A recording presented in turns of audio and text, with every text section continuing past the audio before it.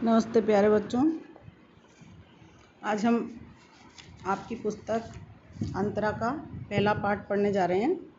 कबीर जी का कवि परिचय मैंने आपको लिख के भेजा है। आप उसे पढ़ेंगे, याद करेंगे और अपनी होमवर्क की कॉपी में करेंगे।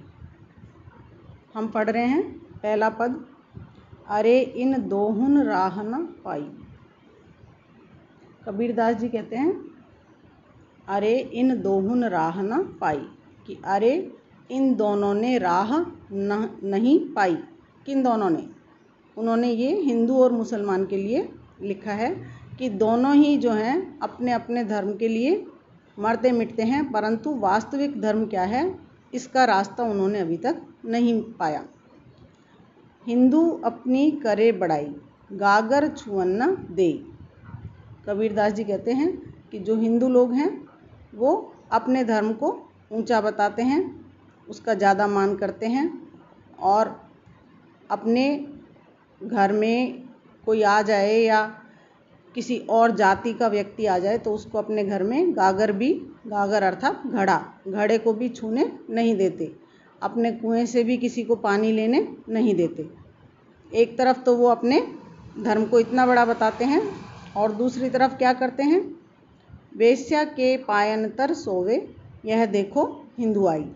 एक तरफ तो पानी भी उनका कोई छुए नहीं, किसी की छाया भी उनके घर में नहीं पड़े, उनके कुएं पर नहीं पड़े, और दूसरी तरफ वो दूसरी स्त्रियों के साथ जाकर रहने में, उनके साथ सोने में, उनके पैरों तले सोने में भी परहेज नहीं करते। तो ये कौन सा धर्म है? कबीरदास जी ने धर्म के विरोधाभास को बताया है। मुसलमान के पीर औलिया मुर्गी मुर्गा खाई।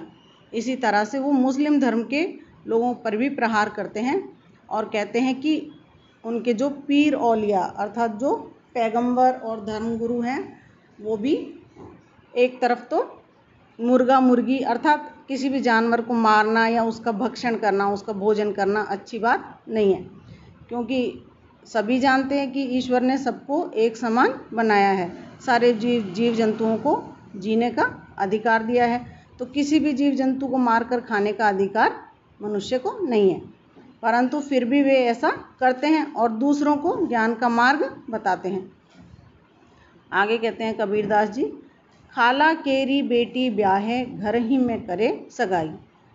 और आप अपनी बहन के घर, खाला अर्थात बहन या मौसी, तो मौसी की लड़की से विवाह कर लेते हैं, घर की घर में ही सगाई कर लेते हैं। तो ये कौन सा धर्म है?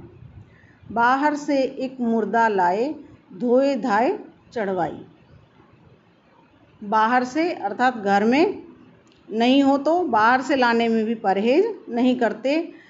मुर्दा अर्थात मरा हुआ जानवर, जैसे कि कोई लोग मांस खाते हैं तो बाज़ार से खरीद के लाते हैं और फिर उसको घर में धो धाकर बनाते हैं।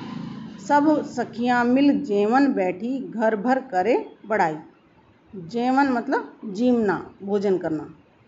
और सारे सखियां अर्थात घर की स्त्रियां जो करती हैं वही घर के संस्कार बन जाते हैं। ऐसा कबीरदास जी मानते हैं कि यदि आपको किसी पीढ़ी को साक्षर करना है तो एक स्त्री को, एक लड़की को पढ़ाइए, तो जैसे लड़की में संस्कार होंगे वो अपनी समस्त घर में उन संस्कारों को लागू करेगी।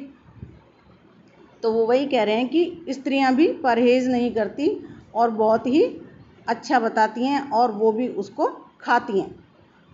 हिंदुन की हिंदुआई देखी, तुर्कन की तुर्काई। कबीरदास जी कहते हैं कि मैंने तो दोनों ही धर्मों के लोग देखे हैं, हिंदुओं को भी देख लिया और मुस्लिमों को भी, तुर्क कहते हैं मुसलमानों को, तो तुर्कों को भी मैंने देख लिया। दोनों ही अपने अपने धर्म की बड़ाई करते हैं, पर वास्तव में धर्माचरण जो होता है वो कोई भी करता नहीं है। कहे कबीर सुनो भाई साधु, कौन राह है जाई। कबीरदास जी कहते हैं कि सच्ची राह जो है उस पर ही व्यक्ति को चलना चाहिए। इन दोनों में से किसी ने भी सही मार्ग नहीं अपनाया है। तो कबीरदास जी जो हैं वो अपने दोहों में, अपने पदों में जिस तरह से उन्होंने बाह्य आडंबरों का विरोध किया है और किसी भी धर्म के व्यक्तियों को उन्होंने प्रताड़ित करने से नहीं छोड़ा। जो सही बात है उसी को उन्होंने सही बताया और जो बात सही नहीं है उसका वो निरंतर विरोध करते हैं। तो मुझे आशा है बच्चों आपको समझ में आया होगा। फिर भी कुछ नहीं समझ आया हो तो आप पर्सनल नंबर पे कांटेक्ट करके या लिखकर पूछ सकते हैं। धन्यवाद।